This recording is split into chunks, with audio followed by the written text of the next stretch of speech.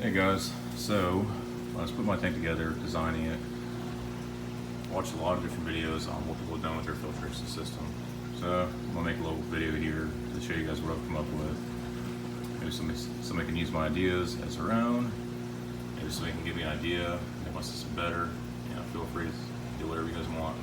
So leave comments in the comment section below. So this is my 350-gallon aquarium. It's 8 feet long, 3 feet from the back. And the filtration system was by Seamless Sump by Lifetime Aquariums.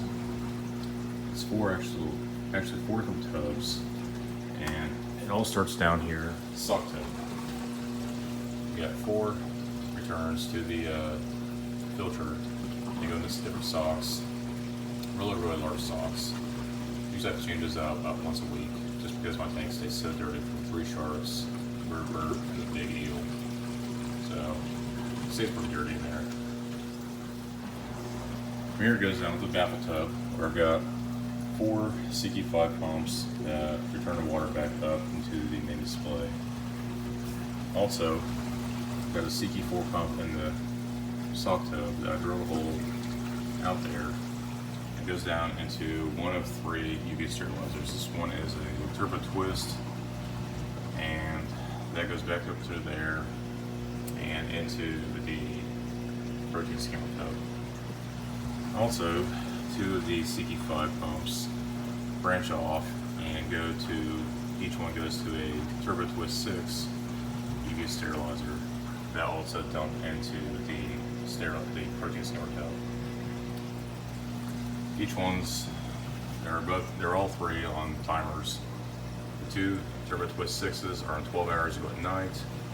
This guy is on circuit to go 12 hours during the day. So that way it's going 24 hours, but trying to prolong the lifetime of the bulbs. So from here, it actually splits off different ways.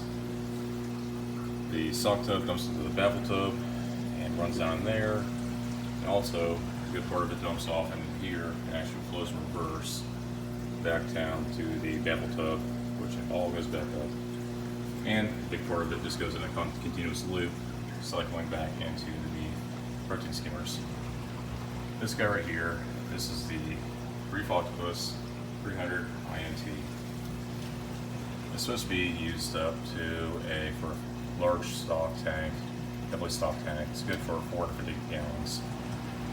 This guy right here is the Aquamax Cone S DCQ3. So both good skimmers. This one right here is good for 250 gallons for heavily stocked.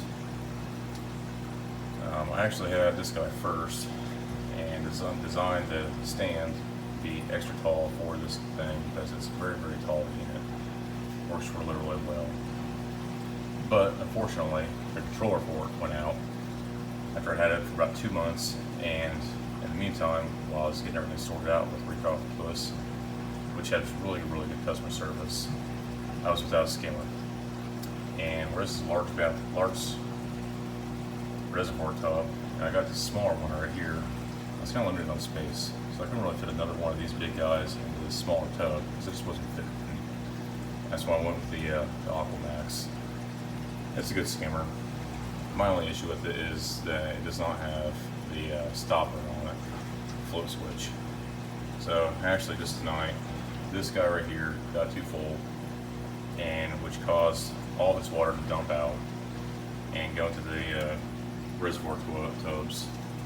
And this guy overfilled. Good times. So anyways, yeah, both good skimmers. I wish this one had a float switch on it, just so that you wouldn't have things overflowing and dumping back into your system. So got the Apex unit back here, got all the goodies. I actually had to hardwire the second outlet for this thing just because there's so many amps going through this thing. So it's actually on 2 different circuits. Got 2 different power bars in there, and I got the switch for the Aquamax over there. So I got the 2 heaters for this thing in the baffle tub. This actually sit right there, so the water flows over them, heats it up, shoots back up to the top. Then I've got this dual reactor with the GFO and the carbon for bringing the water up. Get rid of some phosphates as well. Does a pretty good job. You just have to change the stuff out really frequently. I'm not as good about doing that as I should. So then, one of the Sticky 5 pumps actually runs along and into this guy right here, which is the Arctica chiller by JBJ. It's 1/3 horsepower. It actually does a really good job of keeping this thing fairly stable. It takes about an hour to go from 78 degrees down to 77. The only thing with this thing is though, is it gets really hot. Heats up a lot of the air around it. So because of that, the cabinet heats up really hot. And to combat that, what I actually did was I got these little computer fans off of Amazon here. I got 2 of them sucking the air in to that back port right there. And then also I got this tower fan over here that pumps air out through the back. That hole back there. So it runs it in a loop, pulling fresh air in and exhausting it over there. So it stays pretty nice and cool in here. I also got a couple of these CO2 scrubbers that feed onto this guy right here. They work really well. It's just with my system, they bleed out really quickly. They only last about a week and a half, but they do work really well. And that's about it, guys. So, tell me what you think. Hopefully you guys saw something here you liked.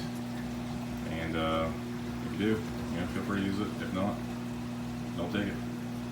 And if you guys see anything else, then feel free to leave something in here that I can make my system better. Oh, also, one last thing.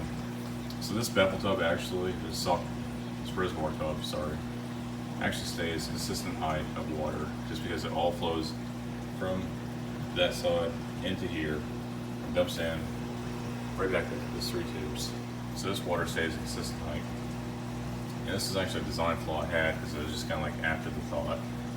This tub right here, the water actually drops down and then it's variable height, which makes this thing work not as great, but still does a good job. So that's what I got, guys. Have a good night.